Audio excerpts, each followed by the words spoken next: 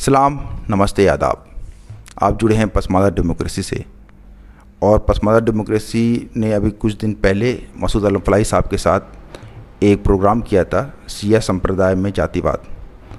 तो सिया समाज में कैसे जातियाँ उपस्थित है और उसमें अहले बैत और सैयदों का क्या महत्व है, उसके ऊपर हमने प्रोग्राम किया था। उसके बाद कई सवाल हमें अलग अलग माध्यमों से आए हैं।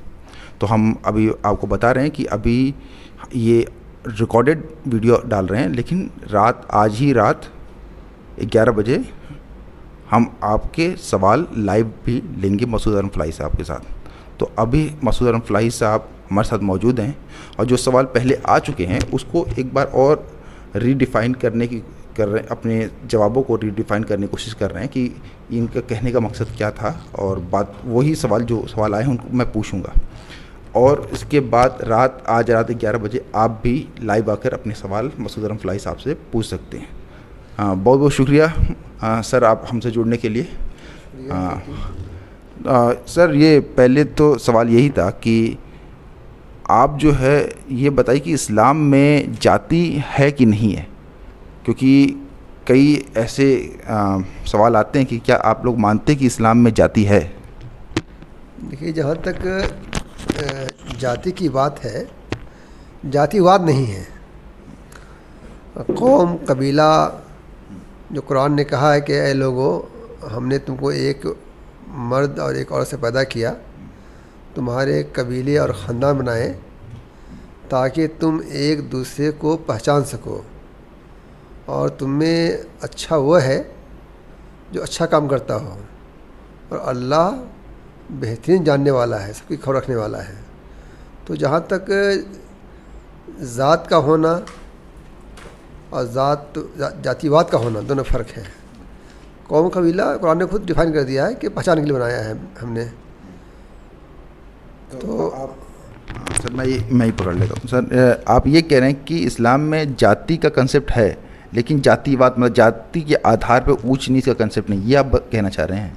जो कबीले हैं, बरादरियाँ हैं, नाम जो दिया है कुरान ने खुद डिफ़ाइन किया है इसको, कि ये जो बनाई गई है ताकि दूसरे की रिकग्निशन हो सके। ये नहीं कि मतलब उसकी बुनियाद पे किसी को जो है ऊंचा किसी नीचा कहा सके, अगर ये इस्लाम में इसके खिलाफ है। अच्छा, तो सर ये बताइए, जब इस्लाम में जातिवाद का कंसेप्ट नहीं है, ऊंच नीच का कंसेप्ट आया कहाँ से? कहीं तो ओरिजिन हुआ होगा। आप देखें, जो है जब अल्लाह ने जो इस्लामिक हिस्ट्री है, जो कुरानिक हिस्ट्री जो है, अल्लाह ने जब इंसान को पैदा किया, आदम को पैदा किया, जिसमें सारे, चाहे वो मुस्लिम हो, नॉन मुस्लिम हो, हिंदू हो, सिख हो, ईसाई हो, सबका मानना है कि एक माँ बाप से पैदा हुए हैं।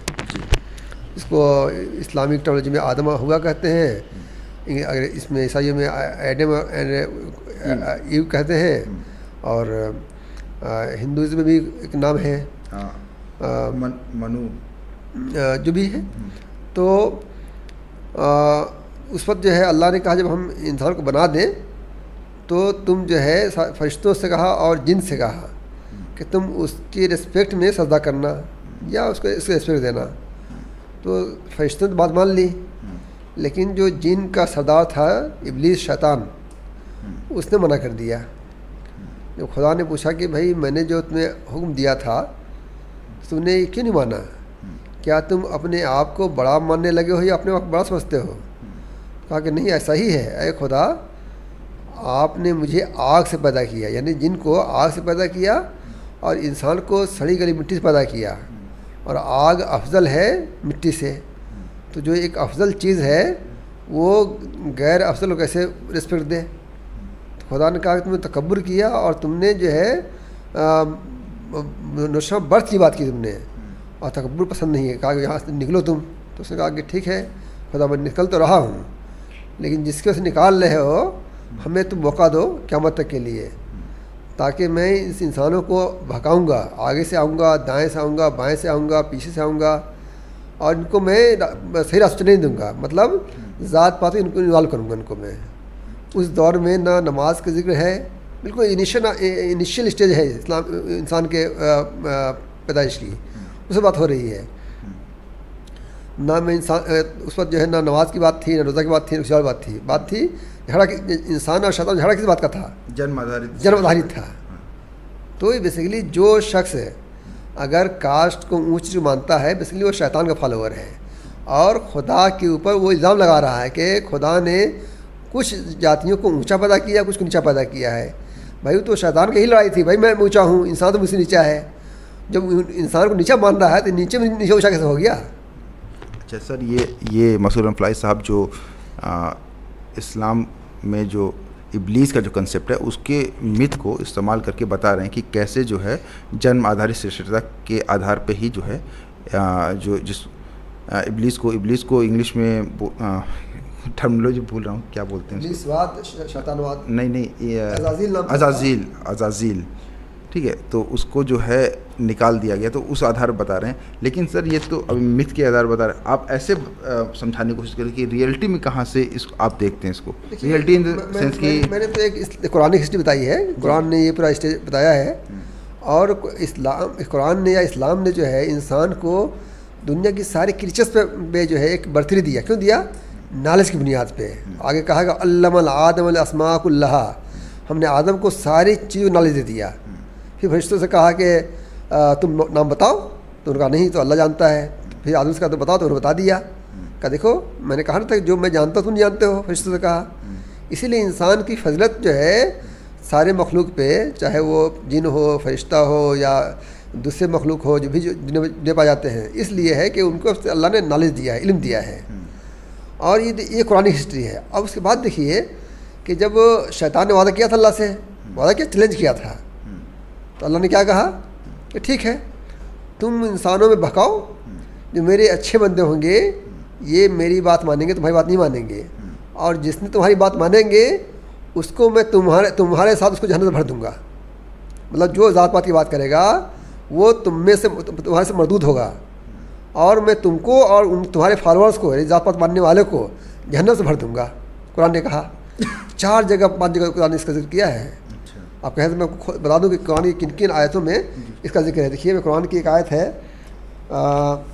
سورہ الاعراف 11 سے 18 آیت، سورہ ہجر 28 سے 44، سورہ بنی اسرائیل یا سورہ اسراء 61 سے 65، سورہ صاد 71 سے 85۔ یہ ان جگہوں پر کتنے ہو گئے؟ 1 2 3 4 جگہوں پہ قرآن ڈیٹیل بیان کیا ہے۔ تو قرآن کہہ رہا ہے کہ جو شیطان کی بات مان کے اونچ نیچ کرے گا اس کو، اور شیطان کو اور اس کے فالوورس کو جو ذات کرتا ہے اس کو ہم جہنم سے بھر دیں گے، اس کو مطلب اس کا ٹھکانہ جہنم ہے۔ اب دیکھیے اس کے بعد کیا ہوتا ہے کہ شیطان اپنا کام کرتا رہا۔ آدم علیہ السلام کے بعد نوح علیہ السلام کا دور آتا ہے، جس کو اسلامی ٹیکنالوجی میں یا اسلامی تاریخ میں جو ہے آدم ثانی کہا جاتا ہے، دوسرے آدم۔ ان کے دور میں ہوا کہ جب ان کے قوم نے بات نہیں مانی تو کہتے ہیں کہ طوفان آیا، اس کو پوری دنیا میں جو ڈبو دیا گیا، جو ناؤ بنی ہے۔ اس پہ ایک ہالی ووڈ کی مووی نوحہ، کشتی نوح کہا جاتا ہے، کشتی نوح کہا جاتا ہے اس میں۔ تو اس وقت جو ہے ان کا نوح علیہ السلام کا بیٹا بھی ڈوب گیا، اس کے اندر فلاور نہیں تھا۔ تو اس وقت جو ہے جب نوح علیہ السلام کے ماننے والے جو تھے بہت غریب طبقہ کے لوگ تھے، تو ان کی قوم کے بڑے لوگ تھے، ہمیشہ اپوز جو ہے نبیوں کا یا اچھے لوگوں نے اپوز کس نے کیا ہے؟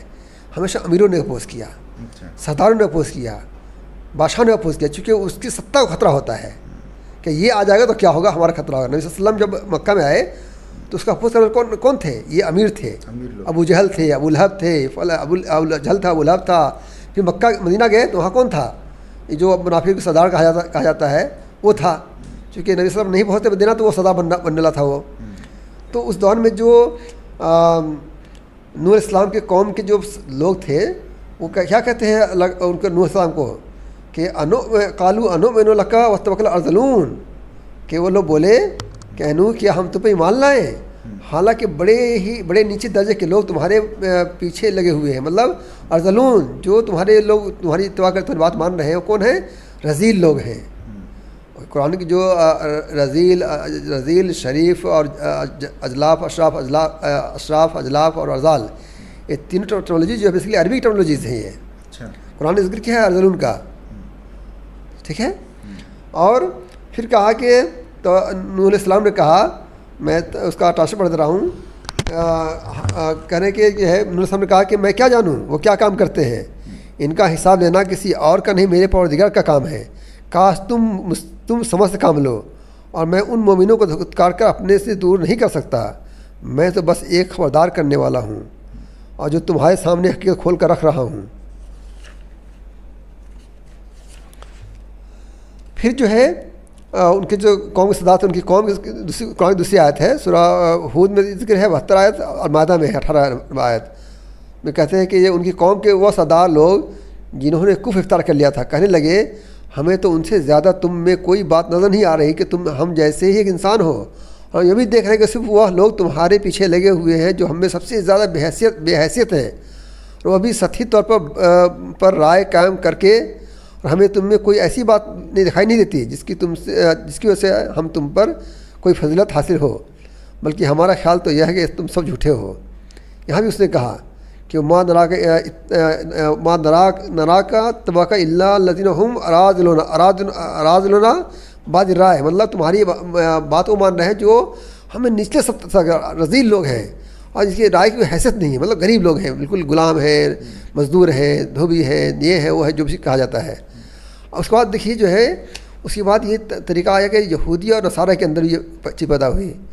یہودی نصارہ کہتے تھے کہ ہم کو چنا گیا ہے، نہیں، قرآن نے کہا ہے کہ قاتل یہود و نصارہ نحن اللہ احباءہ، کہ یہودی نصارہ کہتے ہیں کہ ہم اللہ کے بیٹے اور ان کے چہتے ہیں، تو اللہ نے کہا کہ نبی ان سے کہہ دیجئے کہ پھر اللہ تمہارے گناہوں کی وجہ سے تمہیں سزا کیوں دیتا ہے؟ نہیں، بلکہ تم انہی انسانوں کے انسان ہو جو اس نے پیدا کیے ہیں، وہ جس کو چاہتا ہے بخش دیتا ہے، جس کو چاہتا ہے عذاب دیتا ہے۔ آسمانوں اور زمینوں پر اور ان کے درمیان جو کچھ موجود ہے اس پر تنہا ملکیت اللہ ہی کی ہے، اور اسی کی طرف سب کو لوٹ کے جانا ہے۔ اچھا تو مجھے یہ سمجھائیے عرب سماج میں کہاں سے آئے یہ؟ تو اب یہ آپ بتا رہے کہ یہود و نصارہ سے نکل کے آئے یہ؟ میں آگے بتا رہا ہوں۔ میں آپ دیکھیے جو ہے یہودیوں کے ہاں ایک پیغمبر گزرے ہیں جس کا نام تھا سمویل تھا، وہ بھشتی کام کرتے تھے، بہت غریب تھے، چرواہے تھے، تو انہوں نے مانا نہیں کہ ارے یہ چرواہا اور بھشتی کام کرنے والا آدمی جو ہے نبی ہو سکتا ہے، نہیں مانا اس کو۔ اس کے بعد دیکھیے کہ جو بنو اسماعیل اور بنو اسحاق کی لڑائی ہے، محمد صلی اللہ علیہ وسلم کو بنو اسرائیل نے، بنی یہودیوں نے نہیں مانا۔ کیوں نہیں مانا؟ اس کے پیچھے ایک راز یہ بھی تھا کہ جتنے نبی گزرے تھے سب بنو اسرائیل میں گزرے، بنو اسحاق کے خاندان گزرے ہیں، اور بنو اسرائیل کوئی نہیں گزرا تھا۔ اور بنو اسماعیل جو تھے، اسماعیل علیہ السلام، ان کی ماں بادی تھی، اور بنو اسحاق جو تھے، جو اسحاق علیہ السلام تھے، ان کی ماں آزاد تھی۔ تو ان کو یہ بھی تھا یہودیوں کو کہ غلام کا خاندان کا آدمی جو نہیں بن سکتا ہے۔ اب جو ہے اسلام سے پہلے عربوں میں تو تھا ہی کہ مطلب ایک دوسرے پہ فخر کرتے تھے۔ قریش اپنے آپ کو خانہ کعبہ کا جو ہے وہ مانتے تھے کہ ہم تو اس کے جو پروہت ہیں، متولی ہیں۔ تو دیکھیے ہم تو افضل ہیں۔ جنگ بدر میں جب جنگ ہوئی تو جو ہے نبی کریم صلی اللہ علیہ وسلم نے مدینہ کے کچھ انصاریوں کو بھیجا جا کے مقابلہ کرو۔ پہلے یہ نہیں ہوتا تھا بھائی 2 لوگ آتے تھے، 1 لوگ پہلے آتے تھے، جو 3 انصار گئے ان مقابلے کے لیے، تو قریش نے کہا بھائی یہ ان سے نہیں لڑ سکتے ہم، یہ ہمارے برابر کفو کے نہیں ہے ہمارے یہ۔ پھر حضرت نبی صلی اللہ علیہ وسلم نے قریش کے لوگ بھیجا۔ تو یہ جو ہے ان کے اندر اونچ نیچ کا تصور تھا پہلے سے عربوں کے اندر۔ اور جو ہے دیکھیے ان کے یہاں جو ایک تصور بھی تھا غلام آبادی کا، کہ ایک آزاد آدمی جو ہے بادی سے رکھ سکتا تھا، اس کے ساتھ جو ہے وہ فزیکل ریلیشن بنا سکتا تھا، لیکن جو ہے غلام جو نہیں کر سکتا تھا۔ اسلام نے اس کنسیپٹ توڑا۔ اسلام نے کہا کہ نہیں، وہ غلام عورت بھی غلام بھی آزاد سے شادی کر سکتا ہے۔ خود پریکٹیکل آپ نے کر کے دکھایا۔ اپنے سگی پھوپھی بہن کی شادی جو ہے نہیں اسامہ بن زید سے کرائی، جس کی پورے قرآن کے اندر کسی بھی صحابہ کا ذکر نہیں ہے، لیکن یہ اسامہ بن زید کا ذکر ہے قرآن کے فلما قضا زید، ٹھیک ہے۔ اور اپنی ایک اور میں بات کر لوں تو مثلاً فلائی صاحب یہاں سمجھا یہ رہے ہیں کہ جو ذات پات کا جاتی ویوستھا کا جو کنسیپٹ ہے یہ ہندوستان میں مسلمان کے آنے سے پہلے ہی عرب سماج میں موجود تھا۔ میں صحیح سمجھ رہا ہوں؟ نہیں، عرب سماج میں جو عرب جو قریش کے اندر تھا وہ برتھ نوشہ پہ نہیں تھا۔ وہ ایک دوسرے شادی بھی کرتے تھے، ہر ایک پیشہ کر لیتے تھے وہ۔ اب ان کی ایک جو ہے بہت بڑے سوشلسٹ ہیں غوث انصاری، وہ لکھتے ہیں کہ اسلام سے قبل عرب معاشرہ قبائل اور خاندان میں بٹا ہوا تھا۔ برادری کے اندر سماجی طبقہ بندی غیر معروف تھی، مطلب جو بائی برتھ نوشن برتھ جو تھا وہ نہیں تھا۔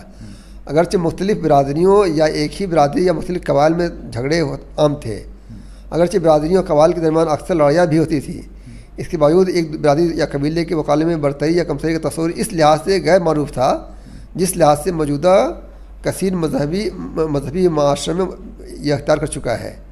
جو پلورلسٹک سوسائٹی ہے وہاں جس طرح موجود ہے کہ بھائی یہ ہم سے نیچا ہے، وہ نیچا بائی برتھ، وہاں نہیں تھا۔ وہاں پہ مانتے تھے ہاں بھائی وہ ہم پروہت بن گئے، ہم کوا کے ہم تو افضل ہو گئے، لیکن یہ نہیں کہ ہم شادی نہیں کریں گے، شادی کرتے تھے۔ یہ نہیں کہ ہم چمڑے کباڑ نہیں کرتے، چمڑے کباڑ کرتے تھے۔ نبی صلی اللہ علیہ وسلم کی 2 بیویاں حضرت زینب اور حضرت ایک اور ہے، وہ جو ہے چمڑے کا چمکاری کام کرتی تھی، اور اس سے جو پیسہ ملتا تھا وہ صدقہ کرتی تھی لوگوں پہ۔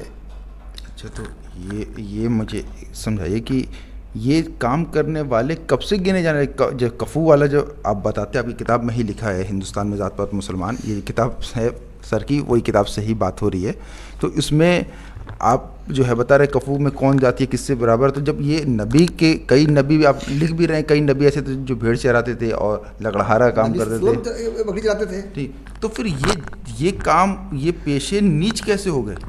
دیکھیے جو ہے عرب جو کفو کا تصور ہے، یہ ان کے یہاں ایک فرق کرتے ہیں کہ اچھا میں کفو بتا دوں، کفو کا مطلب ہوتا ہے اسلامی کنسیپٹ میں کہ کون کس سے شادی کرتا ہے، کون فقہی کنسیپٹ، فقہی کا مطلب ہے اسلامی دھرم شاستر، مطلب کہ جو دھرمک ودھی ہے، تو ہر فقہ ہر سمپردائے کی الگ ہے، اس کے تحت کون کس میں شادی کر سکتا ہے، کون کس میں شادی نہیں کر سکتا، اس کا کچھ آدھار بنایا ہے۔ تو اس میں پیشہ مطلب کہ آپ کون سا کام کر رہے ہیں اس سے طے ہوتا ہے کہ آپ کس سے شادی کر سکتے، تو اسی پر فلائی صاحب بتا رہے ہیں۔ جی، جیسے علامہ اقبال ابوالفضل لکھتے ہیں کہ اسلام سے پہلے عرب میں کسی نہ کسی شکل و صورت میں چھوت چھات اور فخر و غرور کا کارفرما تھا۔ لکھتے ہیں حقیقت تھا کہ ان کے یہاں فخر تھا، میں نے مثال دی، میں نے اگر ان کے یہاں جو ہے فخر نہیں ہوتا، نسل کی بنیاد پہ جو جھگڑے نہیں ہوتے، مطلب کہ قریش ہم اونچے بڑے انداز سے بڑے ہیں، مطلب قریشیوں میں آپس میں یہ نہیں تھا، لیکن جو ہے اس نان قریشی کو عربی عجم کہتے تھے، گونگا کہتے تھے۔ یہ تو حدیث کے اندر، قرآن کے اندر اتنی جو ہے زیادہ صراحت کے ساتھ تحدید نہیں آتی کہ ہر انسان برابر ہے۔ یہ اس بات کی جو ہے گواہی ہے کہ وہاں پہ موجود تھا۔ اب دیکھیے جب نبی صلی اللہ علیہ وسلم نے اپنے غلام زید سے شادی کی بات کی، حضرت زینب سے، اپنے پھوپھی کی لڑکی سے، تو حضرت زینب نے منع کیا، یہ تو غلام ہے، غلام آزاد کر دیا، غلام تھے، ان کے بھائی عبداللہ نے منع کر دیا۔ لیکن قرآن کی آیت نازل ہوئی سورہ احزاب میں، آیت نمبر 36 یا 33 ہے کہ جب نبی اور جب اللہ اس کا رسول کوئی فیصلہ کر لے تو کسی مومن اور مومنہ کے لیے بات کی گنجائش نہیں ہے کہ اس میں جو ہے اس میں کوئی کیل کال کرے، مطلب اس میں کوئی جو ہے ہاں نہ کرے، بات ماننی ہے اس کو، تو فوراً شادی ہو گئی۔ اچھا، اس پہ میں حالانکہ آپ نے جواب دے بھی دیا ہے، میں نے ان سے پہلے بھی سوال کیا تھا کہ پھر وہ طلاق بھی ہو جاتا ہے، تو پھر اس پہ کہا جاتا دیکھا وہ برابر کے کفو نہیں تھے، اسے طلاق ہو گیا۔ دیکھیے قرآن نے اس کا ذکر آگے کیا ہے کہ جو ہے وہ طلاق کیوں ہوئی، چونکہ مکہ کے اندر یا قریش کے اندر، عرب کے اندر جو ہے منہ بولے بیٹے اور سگے بیٹے میں فرق نہیں کرتے تھے، وہ دونوں کو ایک بیٹا مانتے تھے۔ تو اس کو مصلحت کو توڑنے کے لیے قرآن نے کہا آگے بیان کیا ہے تاکہ مسلمان کو کوئی جو مشکل پیدا نہ ہو، ہم نے آپ سے شادی کرانے کا مقصد یہ تھا تاکہ وہ رسم جو غلط رسم تھی اس کو توڑی جائے۔ اچھا، میں اب یہاں تھوڑا سا فارورڈ ہو رہا ہوں، آپ پھر آگے اپنی ہی کتاب میں یہ بات کہہ رہے ہیں کہ ایران میں جب اسلام پہنچا تو وہاں پہ جو تصور تھا اونچ نیچ کا وہ بہت کوڈیفائڈ ہو گیا۔ وہی آ رہا ہوں، میں اسی پہ آ رہا تھا، آگے بات چل رہی تھی۔ تو یہ عربوں میں تھا ہی کہ مطلب جو ہے وہ کبھی عرب قریش کے اندر آپس میں وہ لوگ جو ہے مطلب پیدائش میں اونچ نیچ نہیں تھا، لیکن فخر غرور تھا۔ قریش انصار کی جمع مانتے تھے، جس سے جنگ بدر میں ہوا کہ ہم نہیں لڑیں گے ان سے، ہمارے برابر نہیں ہے، یا نان عرب کو عجم مانتے تھے، ٹھیک ہے، یا ان کا جو عربی اور عجمی کا تصور تھا یہ پورا ہے ہی۔ پھر جو ہے جب اسلام پہنچا ہے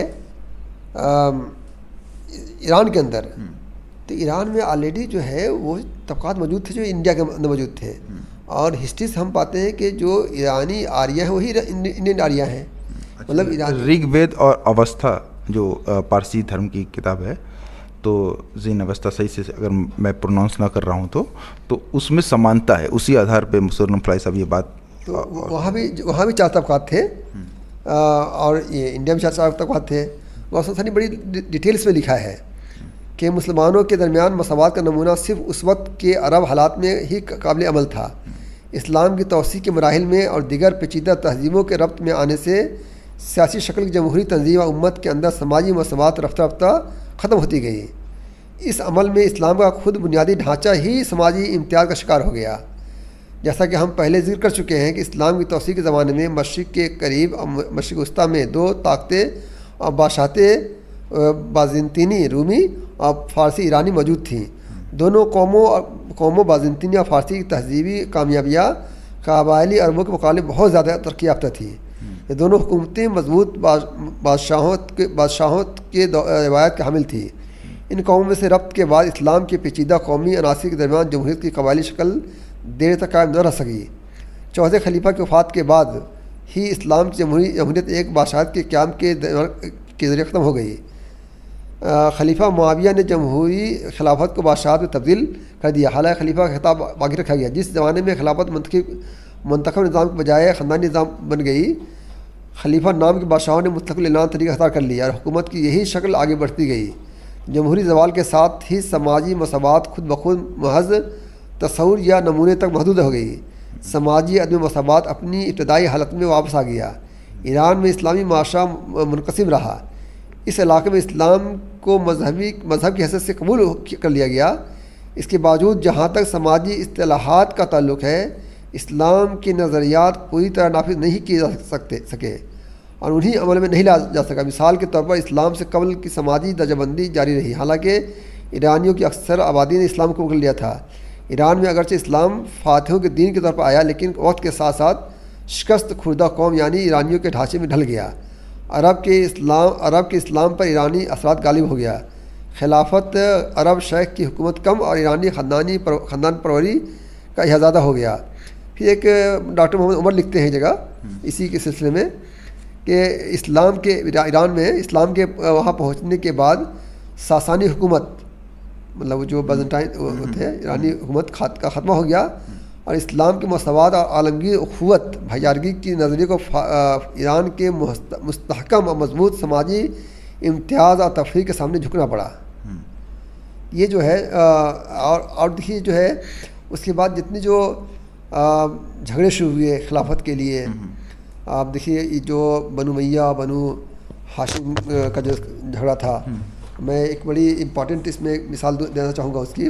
شام الدین ندوی ہیں، بڑے اسکالر گزرے ہیں، ان کی کتاب ہے تاریخ اسلام۔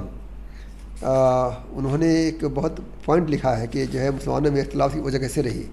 انہوں نے بہت لمبا تفصیل لکھا ہے کہ قریش میں دو بڑے نمایاں خاندان تھے، ایک بنو ہاشم تھا، بنو امیہ تھا۔ دونوں اپنے آپ میں جو ہے اپنے آپ کو بڑا مانتے تھے۔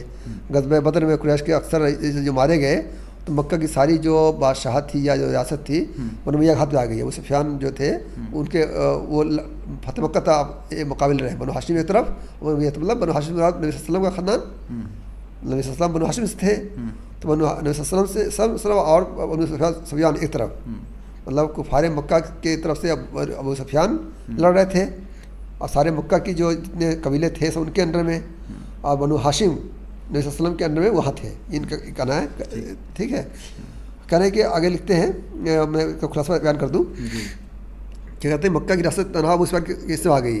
بنو ہاشم میں خود حضرت وسلم اور آپ کے چچا حضرت عباس مطلب رضی اللہ عنہ، حضرت علی بن طالب رضی اللہ عنہ تھے۔ اس طرح گویا بدر سے لے کر فتح مکہ تک بنو امیہ اور بنو ہاشم پر سر پیکار رہے۔ فتح مکہ پر بنو امیہ کی ریاست خاتمہ ہو گیا اور وہ بھی عام اسلامی ریاست کا جز بن گئے، جن میں بنو ہاشم اور بنو امیہ کا سوال نہ تھا۔ شاید اسی کو مٹانے کے لیے آن صلی اللہ علیہ وسلم نے بنو ہاشم کو کوئی بڑا عہدہ اور منصب نہیں دیا اور ہر قسم کی قبائلی اور خاندانی تفریق اندازیوں کا قلعہ کر دیا۔ چنانچہ آپ صلی اللہ علیہ وسلم کے بعد دو خلیفہ حضرت ابوبکر صدیق اور حضرت عمر رضی اللہ عنہ ہاشمی سے نہ امید تھے، انہوں نے بھی اس نقطہ کو پوری طرح یاد رکھا۔ حضرت عمر رضی اللہ عنہ کے بعد حضرت عثمان رضی اللہ عنہ کا انتخاب ہوا، یا گویا حضرت صلی اللہ علیہ وسلم کے داماد تھے مگر عمومی خاندان کے تھے، یعنی بنو امیہ کے تھے۔ اس لیے ان کے آخری زمانے میں پرانا عمومی اور ہاشمی سوال پھر پیدا ہو گیا یا پیدا کر دیا گیا۔ شام میں حضرت عمر رضی اللہ عنہ کے زمانے سے امیر معاویہ رضی اللہ عنہ گورنر چلے آ رہے تھے، اس لیے وہاں ان کا بڑا اثر تھا۔ حضرت علی رضی اللہ عنہ نے اپنا دارالحکومت عراق میں منتقل کر دیا، اس لیے بنو ہاشم کی حامیوں اور طرفداروں کی بڑی تعداد عراق میں جمع تھی اور عراق کے ساتھ عجم کی پوری طاقت بھی شریک تھی. اس طرح عراق سے لے کر ایران اور خراسان تک بنو ہاشم کا اقتدار قائم ہو گیا. آگے لکھتے ہیں کہ جو ہے یہ جو بنو ہاشم کی جو ظاہری اصطلاح تھی وہ اہل بیت نبی میں جو ہے اصطلاح بدل گیا. لکھتے ہیں کہ بنو ہاشم جو جاہلیت کی اصطلاح تھی, مطلب جاہلیت میں جو اسلام سے پہلے بنو ہاشم کہے جاتے تھے, اسلام کے بعد اہل بیت نبوی کی مذہبی اصطلاح بدل گئی اور اب مقابلہ بنو امیہ اور اہل بیت نبوی میں ہو گیا. امیر معاویہ رضی اللہ عنہ نے خلیفہ ہونے کے بعد اہل بیت نبوی صلی اللہ علیہ وسلم کی پوری مدارات اور بظاہر ہر طرح کی ان کی دلجوئی کی.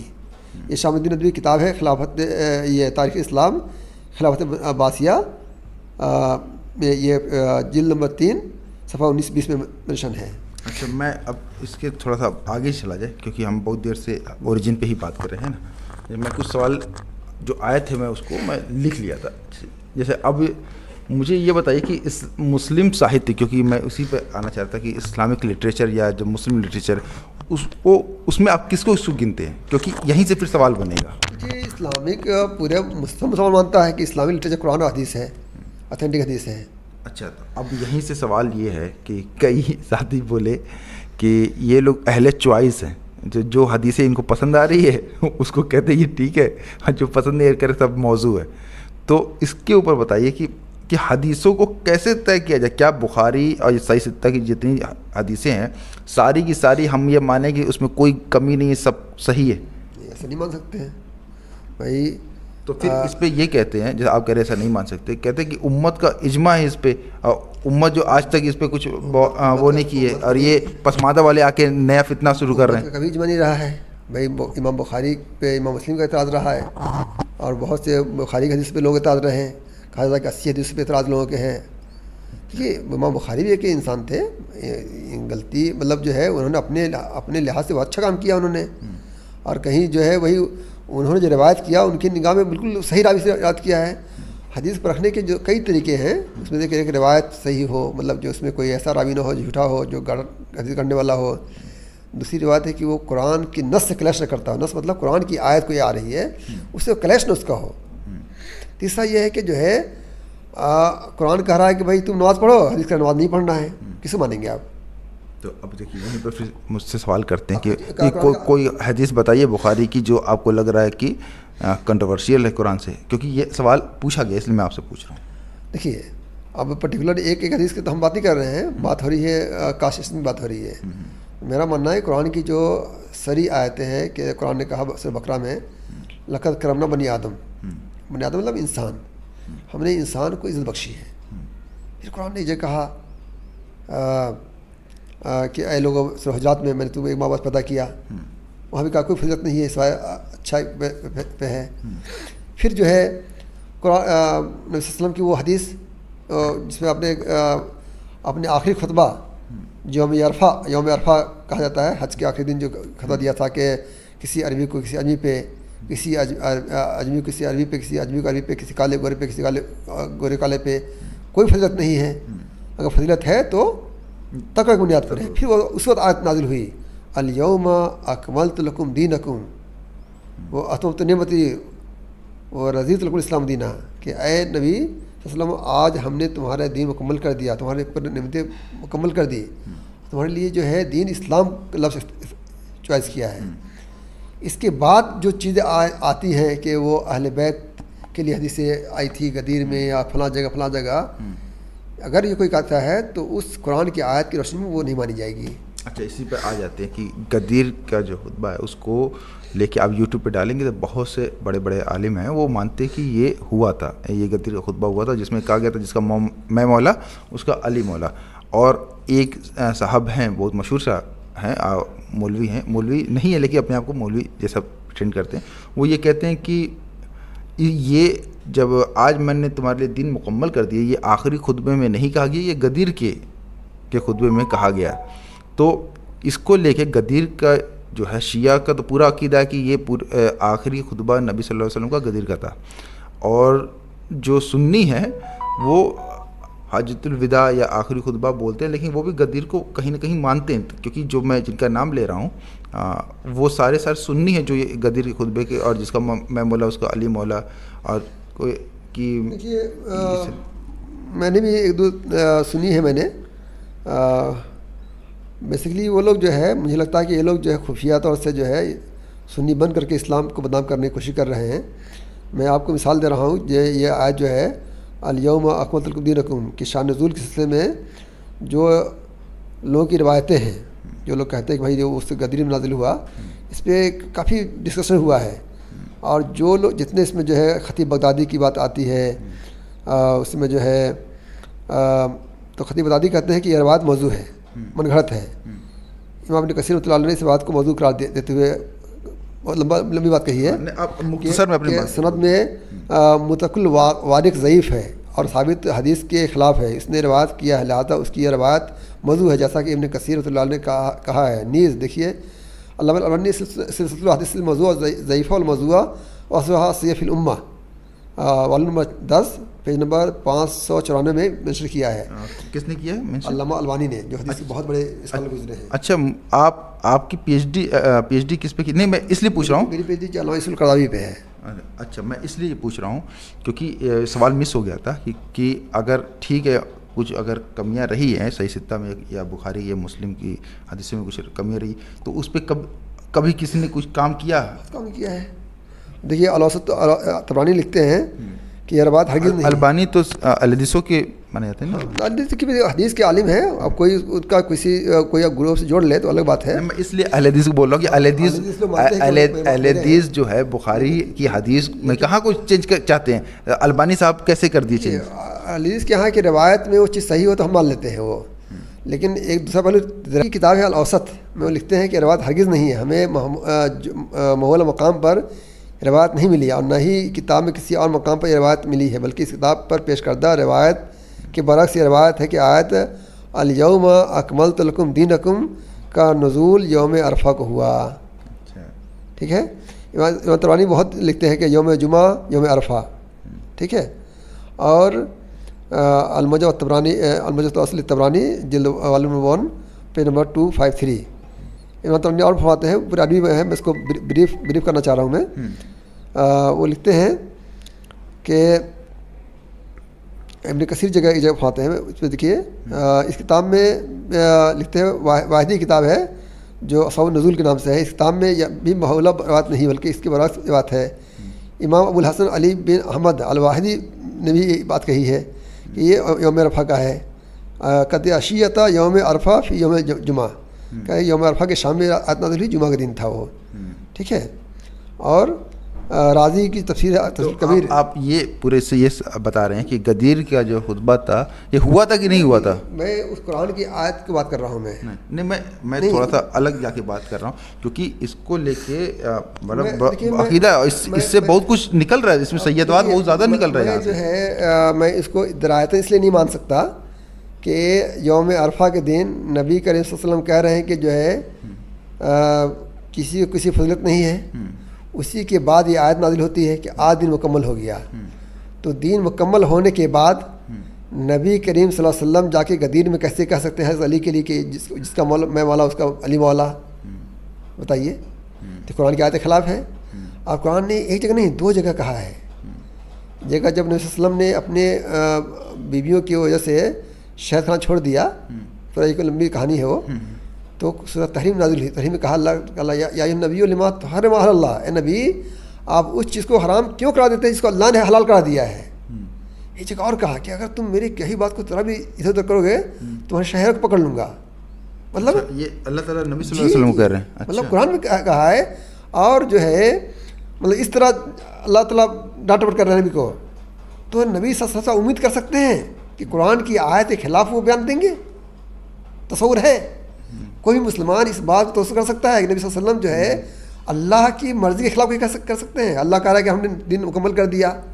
جب دن مکمل ہو گیا یوم عرفہ کے دن, پھر یوم غدیر کا بات کہاں سے آ گئی بھائی؟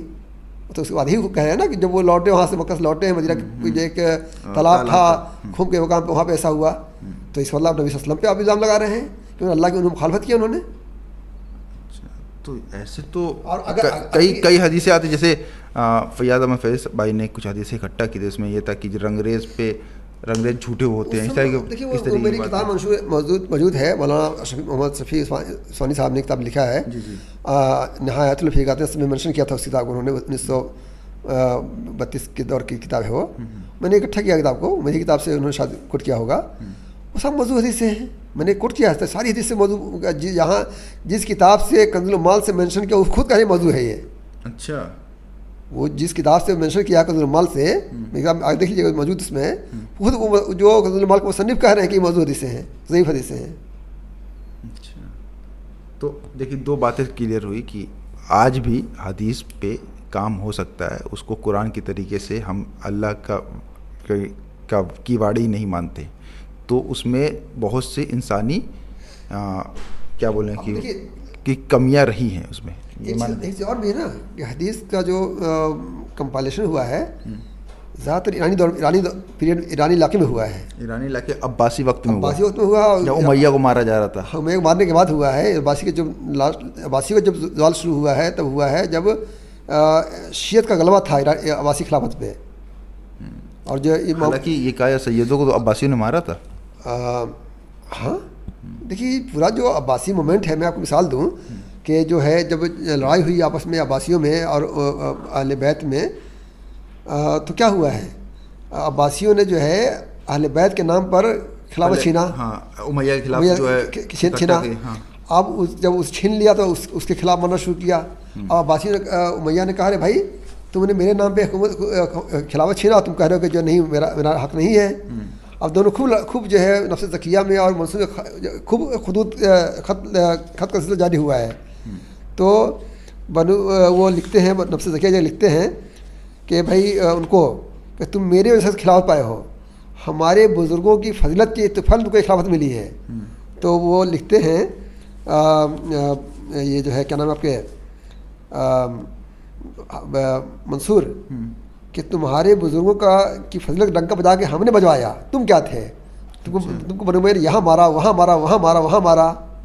ٹھیک ہے، ہم نے کیا جیسے ہماری تب ہماری وجہ سے تم مشہور ہوئے، تم تھے کیا. اچھا میں دوبارہ سے مول کوشچن پہ آ جاتا ہوں کہ یہ بولا جاتا ہے کہ اہل بیت اور پھر امیہ میں جنگ ہوئی ہے نا، تو اس پہ بھی آ جائے گا. اہل بیت پہ پہلے آ جاتے ہیں کیونکہ آپ نے کہا تھا اہل بیت میں امت آتی ہے، آل شبد کا آپ نے ایکسپلین کیا تھا، جبکہ کئی ایسے سنیوں کے جو عالم ہیں وہ یہ کہتے ہیں کہ اہل بیت میں انہی کے گھر آئے گا، آپ اس کو میں آپ امتی کو نہیں لا سکتے، وہ انہی کے گھر کی فضیلتوں کے اوپر بات ہوئی ہے. یا انہی مسئلہ ہے کہ نبی صلی اللہ علیہ وسلم کا گھر کون تھا بھائی، نسل کسی چلتی ہے،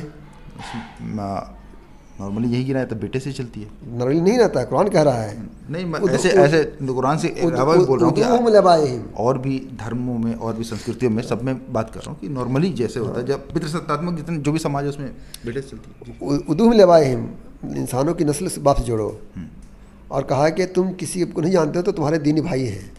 کس کے بارے میں کہا، حضرت زید کے بارے میں کہا. کہاں پہ، سورہ احزاب میں پورا جھگڑا چل رہا تھا کہ نبی کے سگے بیٹے ہیں، مولے بیٹے ہیں، نبی ان کی بیٹی شادی ہو سکتی نہیں ہو سکتی ہے. ٹھیک ہے، پھر آگے کہا ما کان محمد احد من رجالکم، محمد کسی مرد کے باپ نہیں ہے. تو وہیں سے جوڑ دیتے عورت کے باپ. بھائی آپ قرآن کی مخالفت کر لیجیے. آپ اگر آپ کہتے ہیں کہ نہیں وہ نبی صلی اللہ علیہ وسلم کی جو بیٹی سے نسل چلی ہے تو قرآن کی آیت کے خلاف ہے کہ نہیں ہے. اچھا یہ یہاں پر بھی پچھلے ویڈیو میں آپ دیکھیے گا، اب بخاری کی پورا ایک باب باندھا بخاری نے کہ باب ما یدعى الناس بآبائہم، کہ قیامت کے دن جو ہے لوگوں کو اس کے باپ سے پکارا جائے گا. عام طور پہ لوگ مشہور ہے کہ ماں کے نام سے پکارا جائے گا. بخاری کے پورا ایک چپٹر باندھا ہے اس نے. ٹھیک ہے، تو آپ یا تو قرآن کو مان لیجئے یا جو عقیدت میں کچھ اور مان لیجئے. دو چیز ہو سکتی ہے، ایک ساتھ دو چیز نہیں اکٹھا نہیں ہو سکتی ہیں. اچھا کہ آپ جو قرآن کو بھی مانیں اور وہ جو ہے وہ خرافات کو بھی مانیں. اچھا اب یہ بتائیے کہ امیہ جو ہے وہ کیوں اہل بیت سے لڑ گئے؟ دیکھیے میں پورے بات میں نے کہا نا کہ جو ہے امیہ کیا ہے، مطلب دیکھیے جو حضرت عثمان رضی اللہ عنہ کی جو شہادت ہوئی، جو عبداللہ بن منصور جو شروع سے ہی رہا کہ مطلب جو ہے بنو ہاشم، بتایا میں نے شہاب الدین کے حوالے سے کہ دونوں کی برچسپ کا مسئلہ تھا، بنو ہاشم بنو امیہ کا.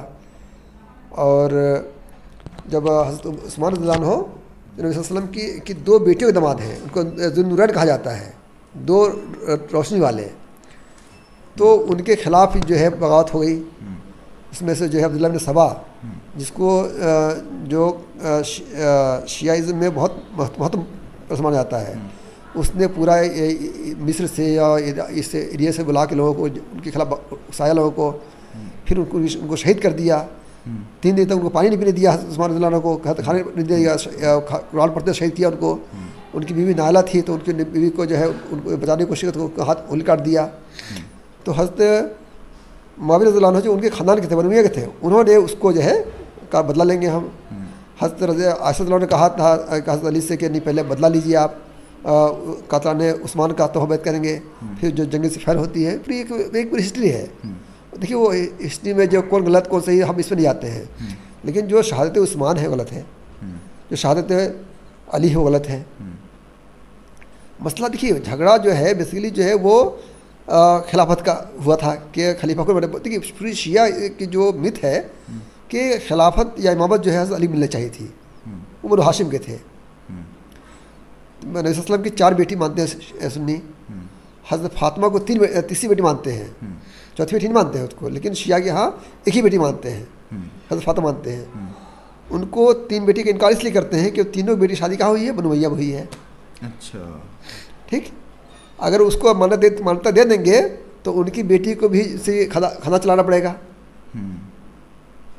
حضرت جو زینب کے بیٹے تھے یا عثمان کے بیٹے تھے نبی صلی اللہ علیہ وسلم کی بیٹیوں سے، اس کی بیٹی کی نسل کیوں نہیں چلے بھائی؟ تو اس کو پورا انکار کرنے کی فلسفی یہی ہے کہ اگر ہم مان لیتے ہیں ان کو تو پھر ان کی نسل چلانی پڑے گی. اور چونکہ بنو ہاشم کے خاندان میں سے فاطمہ کی شادی ہوئی ہے تو اسی سے جوڑ دیا اس کو. تو اب دیکھیے پوری جو کنسیپٹ دیکھیے گا وہ پورا بنو امیہ بنو ہاشم جا کے سمٹ جاتی ہے. اچھا مجھے یہ بتائیے، حضرت علی حسین اور حسن رضی اللہ تعالیٰ عنہ یہ ان کی فضیلت اتنی زیادہ ہے؟ نہیں، میں مثال دے رہا ہوں کہ ایز اے مسلم اللہ آپ سے کیا پوچھے گا؟ تم نے اچھا کام کیا، تم نے نیک کام کیا، کہ یہ پوچھے گا تم نے بنو امیہ کا ساتھ دیا، تم بنو ہاشم کا ساتھ دیا؟ یہ بتائیے کیا پوچھے گا اللہ سب؟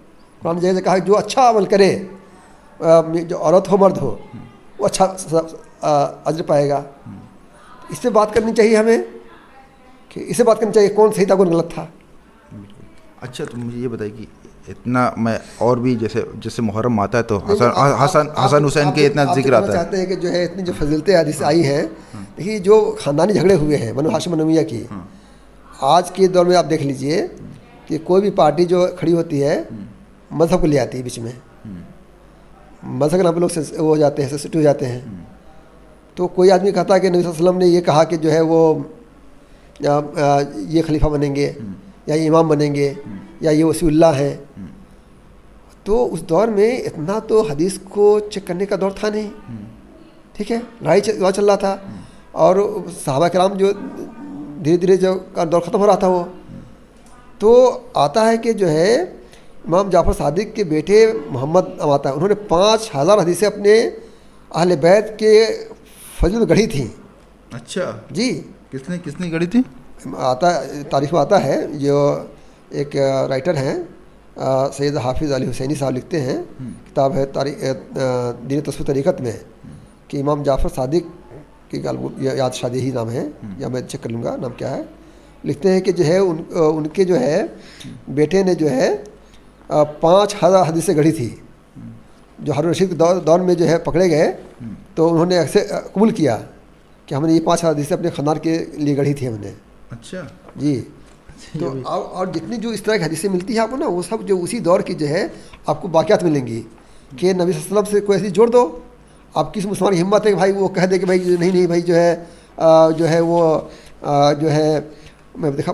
ہاں دیکھیے حضرت امام جعفر صادق کہ فرزند محمد اپنے وقت کے محدث مانے جاتے تھے، لیکن یہ صاحب اپنے خاندان کی عظمت اور فضیلت کے بارے میں احادیث گڑھ کر اپنے بزرگ باپ دادا کی طرف سے روایت کرتے تھے. امام الرشید عباسی کے حد میں گرفتار ہوئے اور شرمندگی کے ساتھ اعتراف کیا کہ انہوں نے احادیث گڑھی ہیں، پھر اپنے قصور سے توبہ کی تو خلیفہ نے معاف کر دیا. ٹھیک ہے. اچھا یہ میرا بھی یہ سوال رہا تھا کہ اتنی فضیلت ہے تو قرآن میں بھی ذکر آنا چاہیے نا. نہیں دیکھیے قرآن میں یہ میں کرنا. دیکھیے اب ایک سوال یہ بھی آپ نے چھڑا دیا کہ اتنی حدیث اتنی فضیلت کا مسئلہ ہے تو قرآن نے کیوں خاموش رہا؟ قرآن نے کسی بھی صحابی کو ذکر نہیں کیا اپنے قرآن کے اندر. کسی ایک غلام کا نام لیا. فلما قضا زید وطرن زوجنا کہا اے نبی جب زید کا مسئلہ حل ہو گیا یا زید کی ضرورت پوری ہو گئی تو ہم نے حضرت زینب سے تمہاری شادی کر دی. اچھا اس پہ کوئی یہ سوال کرے کہ جو قرآن میں جن کا ذکر نہیں کیا ان کی امپورٹنس نہیں ہے پھر کیسے؟ نہیں دیکھیے مسئلہ ہے کہ بات تو نہیں امپورٹنس کی بات نہیں ہو رہی ہے. قرآن نے کہا کہ رضی اللہ عنہ ہم صحابہ سے راضی اللہ سے راضی اس راضی ہے. میں کہہ رہا ہوں کہ اگر اسلام ایک دیکھیے پوری جو ایک گروپ ہے جو حضرت علی پہ ہی آ کے اٹھ گیا ہے کہ جو اس کی اتباع نہیں کیا وہ مسلمان نہیں مومن نہیں. تو اگر اتنی اہمیت ہوتی تو قرآن کہہ دیتا کہ میں نبی کی بات ان کو مانو تم. بھائی مطلب کوئی معمولی بات تو ہے نہیں نا. پورے آپ کی ایمان اور اسلام کا مسئلہ ہے. حضرت علی رضی اللہ عنہ کی جو مسلمان تھے اول مسلمان تھے ان کے ساری چیز کو قبول کرتے ہوئے جو یہ کہنا کہ نہیں وہی اصل ہیں یہ نہیں. نبی صلی اللہ علیہ وسلم اصل ہے قرآن اصل ہے. وہ صحابی ہیں ہر آدمی کو صحابی ماننی چاہیے ان کو. اچھا میں آخری سوال کر لیتا ہوں. کئی کتابوں کا آپ نے اپنی اس کتاب میں ذکر کیا ہے اور اس نے بتایا کہ ان مولویوں کی کتابیں بہت سی مولوی اشرف علی تھانوی امر رضا خان بریلوی شفیع عثمانی اور بھی بہت سے نام آپ نے اس میں مینشن کیے ہیں. انہوں نے جو کتاب لکھی وہ ان فقہ کے جو مدرسے ہیں اس میں پڑھائی جاتی ہے. تو کیا اس کو اسلامی لٹریچر نہیں مانا جائے گا؟ دیکھیے ہم اس کو مسلم لٹریچر کہتے ہیں مسلم تھیولوجی کہتے ہیں. اچھا ابھی میرا ایک لیکچر ہوا تھا Tata institute of social science Bombay میں نے ٹاپک رکھا تھا کاسٹ سسٹم ان مسلم تھیولوجی. بھائی اسلامی تھیولوجی تو قرآن حدیث ہے. وہ صاف صاف کہہ دیا ہے کہ بھئی ہم تو مانتے ہیں کہ جو کاسٹ کی بات کرتا ہے ابلیس سے بات کرتا ہے. اگر کوئی لٹریچر آپ کی کاسٹ کی بات کرتا ہے اسلامی بات کیسے ہو سکتی ہے؟ وہ ہاں وہ اسلامی بات مانتے ہیں. وہ ان کے ہاں جو فقہ کو قرآن پہ حدیث پہ آگے رکھتے ہیں اس کو. جس سے تبلیغیوں کے یہاں بھی جو ہے کہ تبلیغ نصاب کی بات کو جو ہے وہ قرآن سے زیادہ مانتے ہیں. اسی طرح جو فقہی مدرسے ہیں وہاں بھی فقہ کی بات کو زیادہ امپورٹنس دیتے ہیں قرآن کو اور اس کو نہیں دیتے ہیں. اچھا آپ فلاح سے فارغ ہیں آپ کے یہاں نہیں ہے سر؟ دیکھیے فلاح کے اندر تو کوئی مسلک نہیں ہے. فلاح کے اندر قرآن پڑھایا جاتا ہے فقہ نہیں فقہ پڑھایا جاتا ہے لیکن فقہ کو رکھتے ہیں کہاں پہ تیسرے درجے پہ. قرآن فرسٹ ہے حدیث سیکنڈ ہے اور فقہ تھرڈ ہے. اچھا ایک چیز یہاں پہ اور پوچھو. اہل حدیثوں کے اوپر کئی سوال پوچھے گئے تھے کہ اہل حدیث تو اپنے آپ کو کہتے کہ ہم تو کسی کا تقلید نہیں کرتے ہم صرف قرآن و حدیث کو مانتے. تو کیا ان کے وہ بھی کاسٹ کو یا سیدوات کو مہتو دیتے ہیں؟ ہاں جس سے میں نے کہا تھا کہ سنیوں کے ہاں جو ہے قریش خلافت کے حقدار ہیں. شیعوں کے ہاں نہیں وہ بنو ہاشم خلافت کے حقدار ہیں. حضرت علی اور ان کے بڑا امام ہیں. تو اہل حدیث ہی مانتے ہیں کہ خلیفہ ہونے کے لیے جو ہے قریشی ہونا شرط ہے. ٹھیک ہے. میں نے باضابطہ جو ہے جمیعت الحدیث دہلی سے اس پہ میں نے فتویٰ منگایا تھا. میں نے لکھ کے دیا انہوں نے کہ جو ہے وہ جو حدیث جو ہے علامت من قریش کہ خلیفہ قریش سے ہوگا یہ حدیث جو ہے صرف پیشن گوئی تھی کوئی حکم نہیں تھا. اس کو یہ حکم ماننے لگے. مولانا آزاد کی کتاب ہے مسئلہ خلافت اور جزیرۃ العرب. اس نے اسی حدیث پہ پوری کتاب لکھی ہے اور کہا کہ اسلام کے کسی دور میں یہ حدیث جو ہے اس کا کنسیپٹ ہی نہیں رہا کہ خلیفہ ہونے کے لیے کوئی شرط ہے. اب قریش جو ہے وہ خلیفہ بن گیا تو انہوں نے اس کو جو پوٹ کرنا شروع کر دیا. بھائی الائمتو خلیفہ قریش سے ہیں یا ہوں گے یا حکم کہاں ہے؟ ہوتا کہ جو ہے وہ خلیفہ بنا اس میں سے تب حکم ہوتا. پھر اسی کے آگے دو حدیث سے اور بھی دو ٹکڑے اس کا اور بھی ہیں کہ جو ہے حبشی جو ہے مؤذن ہوگا اور انصاری جو امام ہوگا مسجد کا. تو تم ایک کو حکم مان رہے ہو دو کو حکم نہیں مان رہے ہو. یہ کیسے ہو سکتا ہے؟ اچھا میں آخری بس کوشچن کر کے ختم کرتے ہیں. آپ نے کتاب لکھی کتاب میں کئی جیسے میں نام لے رہا ہوں ان کے فتوے آپ نے کوٹ کیے اشرف علی تھانوی امر رضا خان بریلوی شفیع عثمانی اور بھی دیگر اور مولویوں کے. تو ان کے آج پڑھتے ہوں گے ان کے فقہ کے جو عالم ہیں جو مولوی ہیں وہ پڑھتے ہوں گے. تو کیا اس پہ پھر تبصرہ نہیں ہوتا کہ اب اس میں بدلاؤ کرنا چاہیے یا انہوں نے کیا اپنی کتابوں میں ان کتابوں میں جس میں وہ ذات پات یا کو بڑھاوا دے رہے ہیں اور پسماندہ سماج کو کمین رذیل لکھ رہے ہیں تو اس میں وہ اس کو رجوع نہیں کیے؟ ہمیشہ رجوع کا تو ایک کنسیپٹ رہا ہے نا کہ بھائی چلو غلطی ہوگی معاف کر لے. دیکھیے ان لوگوں نے تو رجوع نہیں کیا ہے اور جو ان کے تھاٹس سے پڑھ بچے نکلتے ہیں. یا ایون میں ایگزامپل دوں بہار کا ایک میرا کلاس میٹ تھا انصاری تھا فلاں میں پڑھتا تھا وہ اس کے باوجود وہ لکھتا ہے، اب مجھ سے لڑائی کرتا تھا وہ کہ نہیں وہ سیدوں کی فضیلت ہے اور وہ کی فضیلت ہے، ٹھیک ہے. تو یہ جو مانسک غلامی ہے یہ ان فقہ کی کتابوں سے یا مدرسوں میں پیدا کی جاتی ہے. آپ دیکھیے گا کہ جو کالجز یا یونیورسٹیز کے لوگ ہوتے ہیں جو جن کا بہت تعلق نہیں ہوتا ہے اسلامی لٹریچر سے، تو وہ کبھی مان لیں گے آپ کی بات کہ اسلام ایک صرف نہیں ہے. لیکن جو مدرسے کے مولوی پڑھ کے نکلتے ہیں، جو ریجڈ مولوی ہیں، جو عقل نہیں لڑاتے ہیں، وہ جو ہے اس کو اسلام کا دین سمجھتے ہیں. اچھا، وہی لوگ آپ کو جو ناستک تو نہیں بولتے، آپ کو آپ کے لیے بولتے کہ آپ کو ایجنٹ ہیں کہیں کے. دیکھیے میں کسی کہنے سے ایجنٹ ہو جاؤں، وہ کہتے رہیں جنت جو ہے اللہ کے ہاتھوں میں ہے، ان کے ہاتھوں میں نہیں ہے، ٹھیک ہے. اور ان کا کہنا کہ آپ نے ذات پات مسلمان لکھ کے تو مسلم سماج میں جو ایک برائی تھی اس کو سب کے سامنے لا دیا. اب لوگ اس پہ سوال کر رہے ہیں، اب اس کی آپ ہندی ورژن بھی لا رہے ہیں، جلدی کب تک آ جائے گی یہ بھی بتا دیجیے. اور کہہ رہے ہیں کہ اب تو جو ہندو سماج ہے اس کے سامنے بھی لے کے آنے کی چاہ رہے ہیں آپ. بھائی کسی ڈاکٹر پر جائیے گا آپ تو کہیے گا میری بیماری چھپاتے ہیں یا بتاتے ہیں، ان کو بتائے جاتے ہیں. تو جب وہ علاج کرتا ہے یا چھوڑ دیتا ہے تو یہ علاج ہے. وہ بھائی ان کو تو اپنے مولوی سے سوال کرنا چاہیے تھا بھائی کہ کتاب کو ہٹاؤ، اس کو اپنے مسئلے سے کہتے بھائی کہ ایک فتویٰ جاری کیجیے کہ جتنے لکھا ہے سب یہ اسلام کے خلاف ہے، یہ شیطان کے اتباع کیا انہوں نے. ایسے کہنی چاہیے. قرآن کی اتباع شیطان کی اتباع ہے. ہمت ہے کسی مولوی کہنے کی ہمارے مولویوں نے اتباع کیا؟ میں مثال دے رہا ہوں کہ جو اہل حدیث سے بڑے عالم مانے جاتے ہیں، نذیر حسن دہلوی اور یہ بھوپال کے تھے نواب صدیق خان بھوپالی، ان کی کتاب میں تو جگہ جگہ کاشن بھرا پڑا ہے. سیدوں کی فضیلت کے لیے وہ شیعہ کی حدیث اللہ پیش کر دیتے ہیں. اور نواب صدیق خان بھوپالی عربی میں لکھتے ہیں کہ نہیں اسلام میں ذات پات نہیں ہے، اردو میں لکھتے ذات پات ہے، ٹھیک ہے. چونکہ عرب میں جائے تو عرب میں پڑھیں گے تو کہیں گے ارے یہ تو ایسا نہیں ہے، تو وہاں لکھ دیتے ہیں کہ نہیں عربی کتاب لکھتے ہیں ذات پات نہیں اسلام میں، اردو میں لکھتے ہیں ذات پات ہے. تو کوئی کیا حدیث عالم یا کوئی دیوبندی عالم بریلوی عالم ہمت کر سکتا ہے؟ آج دیکھیے آج کے یوٹیوب کا زمانہ آ گیا ہے تو سارے جو دیوبندی بریلوی اور یا عالم جو شیعہ عالم جو ہیں سب جو ہے وہی حدیث سے کوٹ کر کے یوٹیوب پہ ڈال رہے ہیں. بھائی دیکھیے دور، بھائی اس دور میں نالج کی کمی تھی، آج تو آپ کو بہت نالج ہے، زمانہ بدل گیا. اس کو پرکھیے کہ کس طرح جو ہے جو کیسے پاس ہو سکتا ہے کہ نبی کریم صلی اللہ علیہ وسلم جو ہے قرآن کی مخالف بات کہتے، کوئی بات کہتے ہیں نبی صلی اللہ علیہ وسلم قرآن کی مخالف کیسے بات کر سکتے ہیں؟ ٹھیک ہے. تو مجھے لگتا ہے کہ ایک سوال یہ ہے کہ نبی صلی اللہ علیہ وسلم جو ہے کبھی نہیں کہہ سکتے. اور نبی صلی اللہ علیہ وسلم جو ہے قرآن کی تشریح کرنے آئے تھے.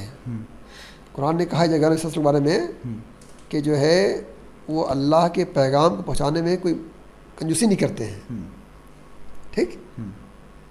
تو کیسے ممکن ہو سکتا ہے کہ اللہ تعالیٰ کے رسول اللہ کی مرضی کے خلاف کوئی ایسی بات کہہ دے جو اللہ کے قرآن کے خلاف ہو جائے؟ کوئی ثابت کر دے. قرآن میں جگہ جگہ کہا گیا کہ جو ہے نبی صلی اللہ علیہ وسلم جو ہے وہ نہیں جو فرشتہ لا رہے ہیں اس میں جو لا رہے ہیں وہ بیان کر دے رہے ہیں.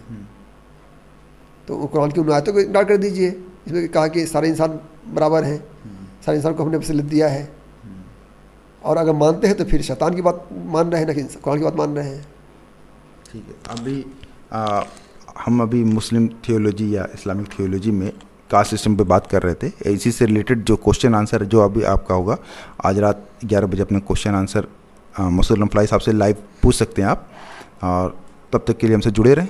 جے پس مادہ، جے ہند.